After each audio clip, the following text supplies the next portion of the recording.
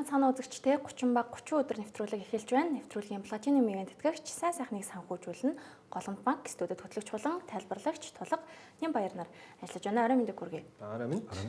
За өнөөдрийн онцлог баг болвол Доноvan Mitchell Gobert-ийн үеэс хоошоогоо бүрэн уналтанд орсон. За яг одоогийн байдлаар сэргийн босгалтынхаа үед явж байгаа. За бүр онцлол лигийн хомоолыг хамж байгаа буюу хамгийн муу амжилттай байгаа баг болох Utah Jazz. За өнгөрсөн улирлын амжилтаас нь эхэлж өнөөдрийнхөө нэвтрүүлгийг эхлүүлцгээе. За 17 хожлыг авсан ба ердөө 15 төвчгдсэн.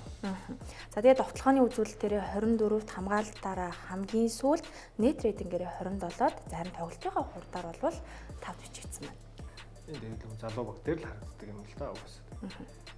За тэгээд Utah Jazz-ийн өнгөрсөн удирдалт ер нь ямар дүгнэлттэй байна? Драфтын тоглогчид нь хүлээлтэнд хүрж гинөө, сэргээн босгалтын энэ үйл явц нь хэр оновчтой, зөв шийдвэрүүдтэй байна? Ямар дүгнэлттэй байна? Ямар ч тач зарим одоо ирээдүйн тодорхойгүй байгаа, яах гэдэг нь нэгдэхгүй байгаа багуудын хажууд бол Utah Jazz ирээдүйн тодорхой. Тэгээд явж байгаа чиглэл нь ойлгомжтой байгаа. Сэргээн босгалтанд явж байгаа. Тэгээд яг 2023 оны бүхот Salt Lake-д болоход бол угаасаа 4-5 жилийн дараа плей-оффын дайралтаа эхлүүлнэ гэсэн план гаргацсан байсан. Тэгээд одоо ингээд түүнээс хойш 2 удирлын арга гарчлаа. Тэгээд дахиад 2-3 удирлын тэдэнд унах төлөвлөгөө байгаа. Тэгэхээр ер нь бүх зүйл нь төлөвлөгөөний дагуу явж байгаа л гэж ойлгож байгаа. Тэгээд энэ хугацаанд ч гэсэн Danny Ainge гэдэг эрхэм энэ багт ирээд шууд сэргийн босгалтыг эхлүүлсэн. Donovan Mitchell гэдэг тоглогчийг хэдийгээр багийн ирээдүй байсан ч гэсэн сэргийн босгалтанд ороход бол эд үн өнгөрөхгүйгээд оронд нь хангалттай зүйлсийг аваад явуулсан тий. Одоо хүртэл Лаури Маркканн солилцоогоор ирсэн Лаури Маркканн энэ багийн гол тоглогч одоо хүртэл зах зээл дээр хамгийн үн хүрж байгаа юм тоглогчтойх нэг нь байж чадсаар байна.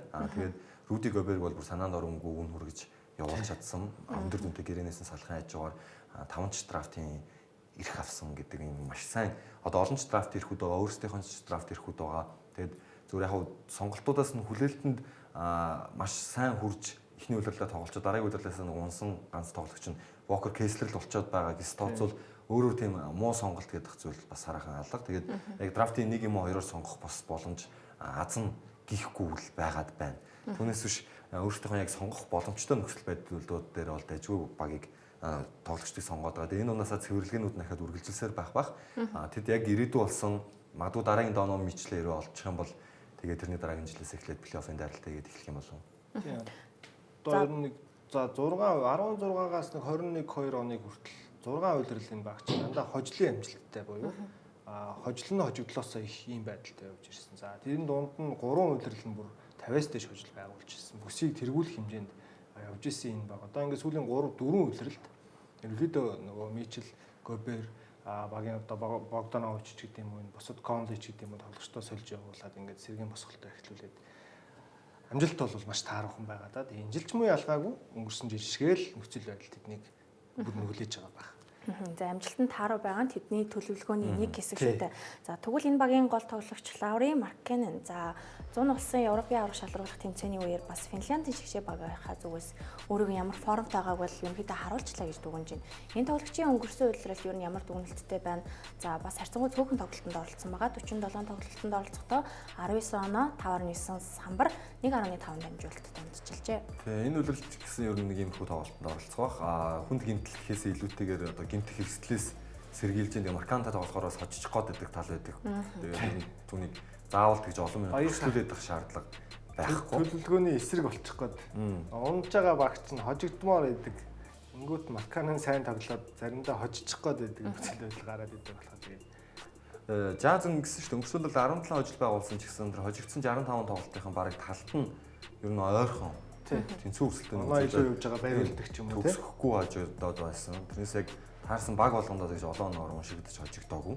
Ер нь бас багуудыг хожиход тийм амаргүй те багууд их ядраадаг ийм л баг байлаа шүү дээ. Нэг хэсэг нэг уналтанд орсон багтаа Detroit нэг тим болсон байсан. Үнэхээр бардггүй. Яагаад ч юм үнэхээр бус багуудад алуулдаг байсан бол Utah бол бас арайч тим байгаагүй. Яг харахгүй бас нэг хожиж нөхцөл байдлууд дээр угаасаа тэгээд төлөвлөгөө нь учраас тэгээд хожигдлоор оноо дотоод дуусчихсан тохиолдлууд нь л олон байсан. За үргэлжлүүлэн Keontae George-гийн өнгөрсөн улирал хэрхэн өнгөрснийг хамтдаа харцгаая. За түүний хувьд 67 тоглолтод оролцсон байна. 16.8 оноо, 3.8 самбар, 5.6 дамжуулалт. Одоо ингээ хөгжүүлэх гэж хичээж байгаа тоглогчдын нэг нь Keontae George. Тэгээд ер нь хүлээлтэнд хүрэхгүй бол явуулахыг ч үүсэхгүй. Тэгээд хүлээлтэнд хүрэхийн тулд аль болох ингээд эрх мэдлийг өгсөн жил энэ үйлрэлт ч гэсэн тодорхой хэмжээний эрх мэдлийг түүнд өгөх бах. Тэгээд одоо ч уналттай байсан мөртлөө тэр жилийн драфтаар 23 онд 16 дахь сонголтод сонгож авч байгаа залуу шүү дээ. Орж байна. Тэгэхэд 16 дахь сонголтоор орж ирсэн залуу нь 17 оноо за тэгээд амжуулт баг 6-аар төгссөн юм байдалтай тоглоно гэдэг бол тун боломжтой үү. Яг урд чугууны тоглогч тоглооны хувь бол бас арай илэрхийл бага байгаа тань л да. 39%-тэй гэдэг бол бусдаар бол Ютагийн яг тулааны сайн хэлсэн чинь төлөвлөгөөнд нь бол өөрөө сайн тоглолт багтаж болохоос энэ тоглогч л доо.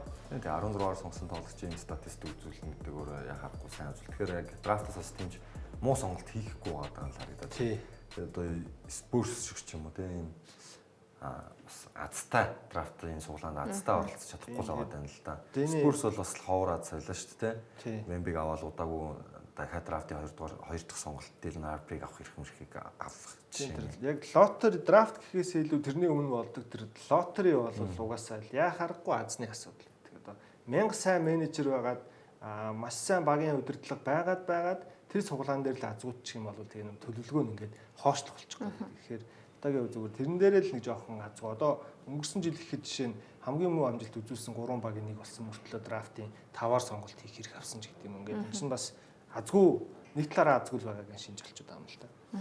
За тэгээ Юта Жаззын хувьд энэ 105 тоглогчийг энэсээ хассан байна. Үүнд бол Jordan Clarkson багтж байгаа. Нэгстэй гэрэлсэн байгаа түүний. Clarkson ч тэгээд ер нь явах нь угаасаа цаг хугацааны асуудал болцсон байсан баг. Харин ч бас удаж иж явлаа. За тэгээд Johnny Juzan чөлөөт ангидсан гэрээ өгөөгүй юм байна. За Colin Sexton Hornets руу солигдсон. Jaden Springer чөлөөт ангидсан түнд бол гэрээний сонголтыг өгөөгүй. John Collins Clippers руу явуулсан. За эцэст нэг юм ингээд 4 ч юм уу 5 дээр тоглох гэхээр нөгөө Markkanen, Kessler гэдэг бас тоглогчдоо жоохон давхцах гадайсан John Collins-оос бол тэд салах шийдвэртүүрээд ямар тааш салсан байна. Clarkson бол угаасаа ирээдүйн төлөвлөгөөнд байгаагүй. Тодорхой одоо нөгөө хуучны тэр плей-оффт бүсээ тэргүүлдэг Donovan Mitchell-ийн үеийн одоо Wiz-г үлдсэжсэн ганц л тоглогч Jordan Clarkson байлаа. Clarkson ч гэсэн ер нь одоо энэ асан ахын тоглогч руу орж эхэлж байгаа учраас ингээд яваад өөр плей-офф импакт тоглосон түнд өөрт нь ч гэсэн таатай байх бах. За тэгээ Jordan Clarkson-ны хувьд 16.2 оноод унтжилж исэн байна. За Sexton-ийн хувьд 18.9, Collins 19 гээд явсан тоглогчдыг харах юм бол бас баггүй тусыг хүргэж исэн тоглогчид байна. Тэгэхээр энэ орон зайг нөхөх хэмжээний тоглогчаар навч чадсан болов гэдэг бас их чухал яригдах байх тийм ээ. Одоо тэгэл нөгөө дахиад эхний нэвтрүүлэг эхэлж байхад ярьсан л бол орох хэрэгтэй байх л та. Угаасаа энэ тоглогчдын нэгдүгээр төлөвлөгөөнд байхгүй. Хоёрдугаарт угаасаа энэ багийн бүрэлдэхүүнд багтаад цалин өгж байгаа учраас энэ тоглогчдыг ашиглаад талбайд минутын нөгөөд ингээл тоглуулж ирснээс биш. Яг үүндээ энэ тоглогчдын оронд өөр 3 тоглогч байх боломжтой байсан. Адилхан л Ютагийн нөгөө хожихгүй гэдэг тэр үр дүн нь хэвээрээ байх ёстой учраас тэгэхээр бол нэг тийм Collins, Clarkson, Sexton 3 энэ багт одоо ирээдүйд нь багтах тоглогч аль нэг нь байсан нь бол гуруулаа авгүй учраас тэгээд явуулсан нь бол төлөвлөгөөнийхөө л дагуу явж байгаа нэг шийдэл болсон байх.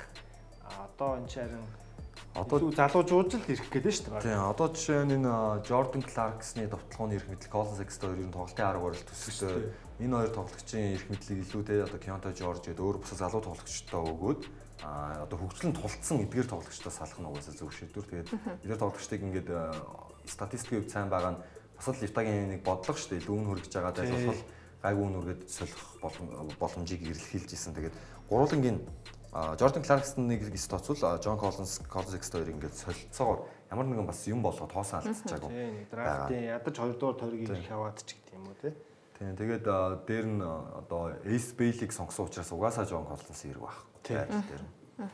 За тэгээд залуу тоглогчтой туршлагажуулах алхмыг ямар тач тэд энэ зүүн хийлээ. Ирсэн тоглогчдын жагсаалтаас дэлгэрэнгүй хараад ярилцаад явъя гэж бодож байна. За Kyle Anderson хийдээ солилцоогоор ирсэн, Kevin Love мөн хийдээ солилцоогоор ирсэн байна. Тийм яг хөө тэгэл энэ нөгөө нэг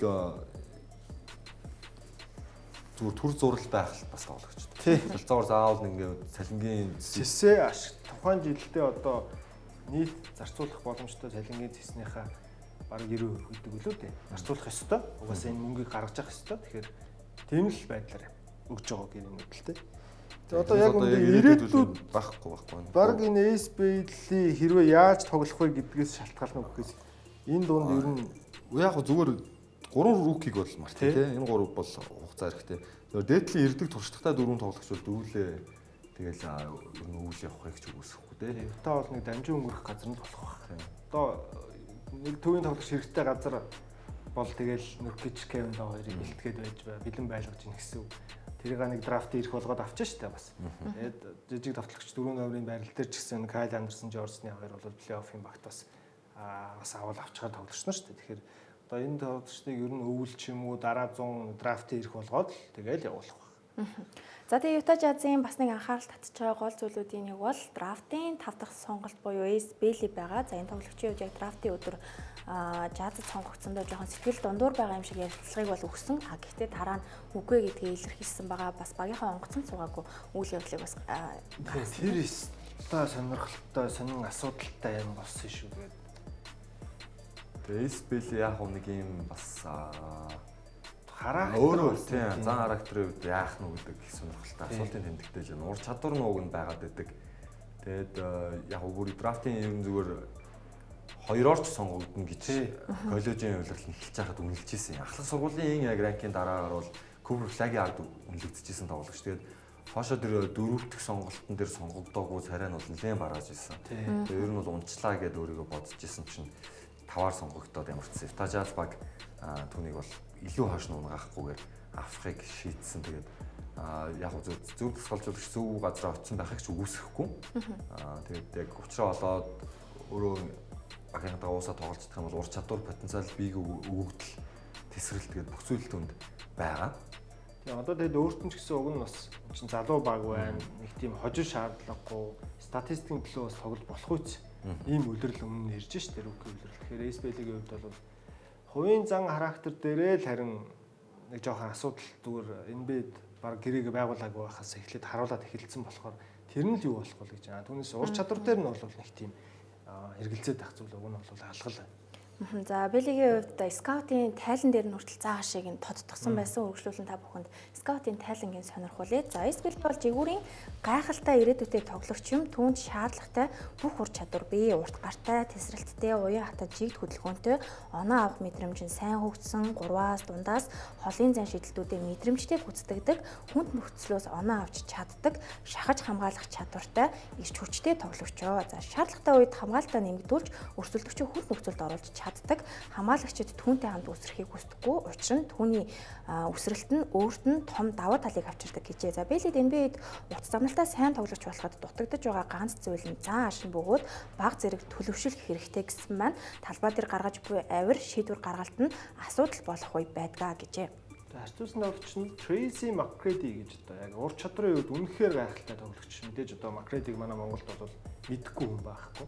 Бидний үеийнхэн болоод ер нь харвагасаа л баг Kobe, McGrady, Vince Carter авьяас ингээл үзэж өссөн учраас ийм гайхалтай тоглогчтой супер ур чадвартай тоглогчтой харьцуулагдаж байгаа нь бол угаасаа тэгээд энэ задаа ур чадварт бол итгэлтэй байж болох үс санагдаад байгаа юм. Тэгээд яг харахгүй нэг зан ааш нь одоо юу гэдгийг NBA-д ингээл зан аашаасаа болоод NBA-с юу нөө явандаа ингээ карьергүй болцсон ч гэдэм үү нэг жижиг сажиг тийм гаргаж боломгүй үйлдэлүүд гаргаад карьергүй болцсон тоглогчдод мэдээж бас хэд олон байдаг. Тэдний нэг л битгий болчоосоо тэгээд хамгийн гол миний санаа зовоод байгаа зүйл зүгээр дөнгөж драфтлагдчихад нэгд өдөр ингээд чи манай офис дээр ирээ те ингээд баг чамайг хүлээж аваад танилцуулах ёстой шүү гэж яхад тэр онгоцонд нь суугаагүй үлдчихэж гин гэдгээ л зүгээр NBA-д ихний алхмаа чигийг өгж тийм зам гаргаж байгаа нь л өөр яг драфтын дараа надад их сонирхолтой онцгой санагдчихсэн ер нь бол. Тэрийг л засах шаардлага баг шүү. Насан залуу байгаа. За энэ тоглогч төлөвшгүй үгүй юу гэдгийг бид харахад үзэж байна тийм ээ. Ингээд үзэгчдээ энд хүрээд 30 баг 30 өдөр нэвтрүүлэг хэсэг хугацаанд завсарлаж байна. Эргэж ирэхдээ багийн цалингийн зэс болон гараа сэлгээний бүрэлдэхүүнтэй бүгдээрээ танилццгаая. Нэвтрүүлгийн хамтран ажиллагчаар хамтдаа туулжлан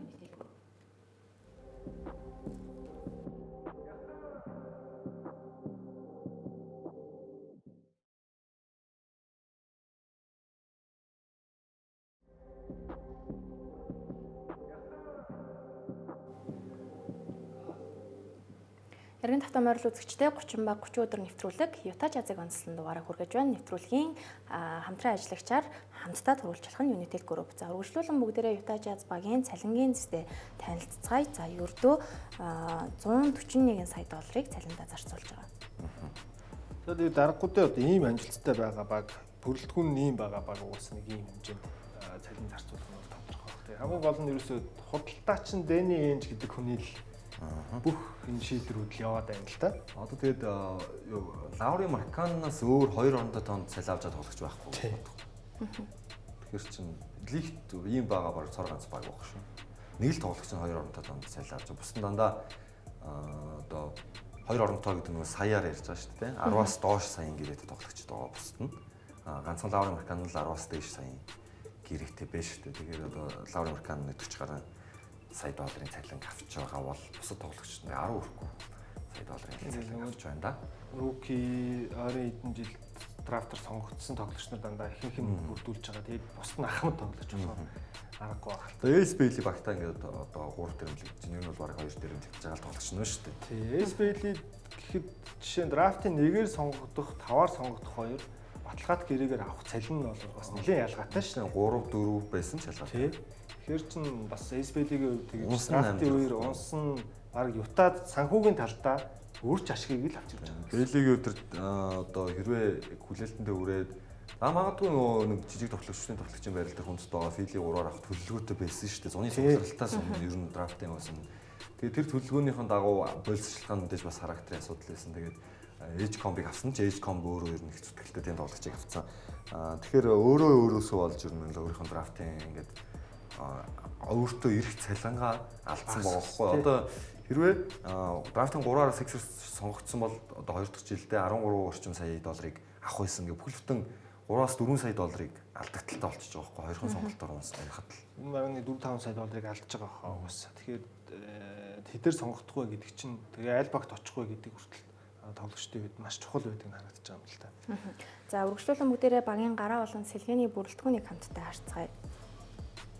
За Коле холбоон тоглогчийн байралд. За тэгээд Rice Sensabao, Ace Bailey, Laurie Markkanen, Walker Kessler гэдэг. За энэ Колерыг яг өнгөрсөн жилийн рүүкий тэгээ том биетэй.